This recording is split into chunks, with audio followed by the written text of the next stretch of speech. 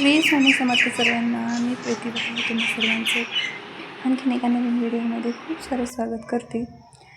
आता चिमण्यांच्या पक्ष्याच्या कलबलाटात सकाळ तर झाली होती, सकाळची सगळी कामं झाली होती, दारातली रांगोळी वगैरे टाकली आणि ही कुंडीतल्या झाडाला छान अशी फुलं आली होती. आता 7 जरी वाजले, उन्हाळा सुरू आहे तर खूप ऊन पडल्यासारखं वाटते. माझं सगळं आवरलं होतं आणि मी तुळशीला पाणी घालून घेतलं. तुळशीला पाणी घातल्याच्या नंतर देवपूजा करायला लागले आणि देवपूजासुद्धा केली. देवपूजा केली की कसं सकाळी सकाळी मन प्रसन्न वाटतं, घरात पॉझिटिव्हिटी तयार होते. खूप छान असं घरात वातावरण तयार होतं. त्या धूप अगरबत्तीचा छान असा सुगंध घरभर सगळ्या पसरतो. दिवा लावल्याच्यानंतर ती एक प्रसन्नता निर्माण होते आणि खरंच सकाळी सकाळी पूजा केली ना, खरंच खूप दिवस एकदम छान जातो. आता पूजा झाल्याच्या नंतर मी लागले होते स्वयंपाकाला. आज स्वयंपाकात करायची होती मला चमकुराच्या पानाच्या वड्याची भाजी करायची होती. त्या भाजीसाठी लागणाऱ्या मसाल्याची ही माझी तयारी सुरू होती. त्या भाजीला एक कांदा उभे काप करून तेलात भाजायला घेतले तव्यावर आणि थोडंसं खोबरं ते सुद्धा त्या कांद्यासोबत भाजायला टाकलं. दोन्ही छान असं भाजून घ्यायचं. जास्त म्हणजे लाल होऊ द्यायचं नाही, करपू द्यायचं नाही. आणि त्याच्यात 10-12 पाकळ्या टाकल्यात लसूण नीट करून आणि सोबतच ते मी सगळे एकत्र भाजून घेणार आहे. आणि ही झाली आता मसाल्याची तयारी. आता त्या पानाला आपल्याला पीठ लावण्यासाठी हे तयार करायचं होतं. तर बेसन पीठ घेतलं आहे, त्यामध्ये थोडीशी हळद आणि चवीनुसार मीठ आणि 1 चमचाभर तिखट टाकलं आहे, कारण की ती एक छान टेस्ट येते त्या वड्यासाठी. मग हे सगळं मिक्स करून घेतलं छान. आणि ही आहेत बघा चमकुऱ्याची पानं. आता तुम्ही ह्याला काय नावाने, कोणत्या नावाने म्हणजे कोणती पानं म्हणतात हे मला सांगा कमेंट बॉक्समध्ये. आता ह्याला आम्ही चमकुऱ्याची पानं असं म्हणतात.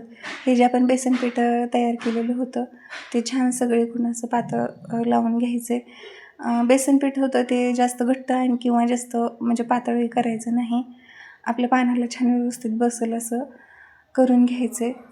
अशा पद्धतीनं मी हे जे बेसन पीठ तयार केलेलं होतं ते सगळं लावून घ्यायचं आहे. व्हिडिओमध्ये दाखवल्यासारखं छान असं पानं गुंडाळून घ्यायची. आता मी सगळ्या पानाला हे पीठ लावून घेतलं. कढई ठेवली गॅसवर, थोडंसं तेल टाकलं. जास्त नाही टाकायचं, थोडंसं टाकायचं आणि थोडीशी मोहरी टाकली. ती फक्त आपल्याला ते पानं उकडायला घालायचे तर. आणि त्या पानं एकमेकाला जास्त असं चिपकून नाही बसणार म्हणून थोडंसं तेल आणि त्याच्यामध्ये थोडीशी मोहरी टाकून फोडणी दिल्यासारखं करायचं.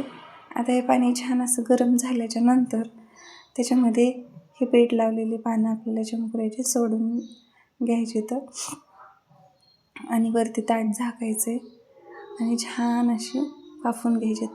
हे जे आपण मगाशी मसाला तयार करण्यासाठी कांदा, खोबरं आणि लसूण होतं ते मिक्सरला मी फिरवून घेतलं आहे. आणि इकडं बघू शकता छान चमकुऱ्याची पानं उकडलीत. त्याच कढईमध्ये परत मी भाजीसाठी फोडणीसाठी तेल ठेवले, जिरे टाकलेत, मोहरी टाकली आणि हे जे मिक्सरमध्ये वाटून घेतलं होतं ते कांदा, खोबरं आणि लसूण हे आपल्याला फोडणीमध्ये घालायचे. छान परतून घ्यायचे रंग येऊस्तोवर. जास्त म्हणजे वेळ नाही लागणार त्याला, कारण आपण अगोदरच त्याला भाजून घेतलं होतं. त्याला छान तेल सुटेपर्यंत भाजलं.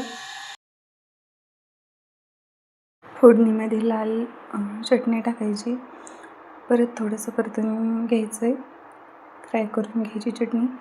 आणि आता त्यामध्ये आपल्याला गरम पाणी घालून घ्यायचं फोडणीमध्ये. तुम्हाला जेवढी घट्ट पातळ पाहिजे असेल तेवढं त्यानुसार पाणी टाकायचं आहे भाजीमध्ये. आणि सगळ्यात शेवटी कोणताही पदार्थ केला त्या पदार्थाला चव नसते, ते म्हणजे मीठ टाकून घेतलं चवीनुसार.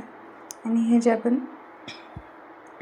चमकुऱ्याच्या वड्या उकडून घेतल्या होत्या त्या अशा कापून घ्यायच्या होत्या आणि ह्या वड्या सगळ्या आपल्या भाजीला उकळी आल्याच्या नंतर भाजीमध्ये वड्या सोडायच्या आणि परत एकदा छान उकळी काढून घ्यायची.